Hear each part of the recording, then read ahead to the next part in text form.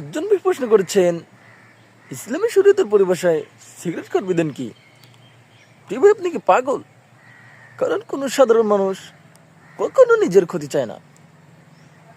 আর শরীয়তের পরিভাষায় পাগল বলা হয় ওই ব্যক্তি যে ব্যক্তি জেনে শুনে নিজের ক্ষতি চায়। প্রিয় ভাইরা, ধূমপান এমন একটি খাবার যেটা কোনো মানুষকে উপকার দেয় না। প্রত্যেকটি সিগারেট খোলের সাথে রাখা রয়েছে smoking ইনজুরিস to health, it causes cancer. ধূমপান, তামাক জাতীয় জিনিস, এগুলো মানুষের স্বাস্থ্যের পক্ষে ক্ষতিকর, এতে ক্যান্সার হয়।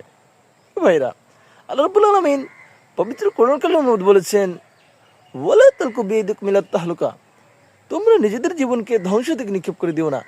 সুতরাং যেহেতু সিগারেট খাওয়া মানুষের স্বাস্থ্যের পক্ষে ক্ষতিকর, এতে মৃত্যু হতে পারে, এই জন্য কোরআনের পরিভাষায়, ইসলামের পরিভাষায় সিগারেট খাওয়া কখনো জায়েজ হতে পারে না।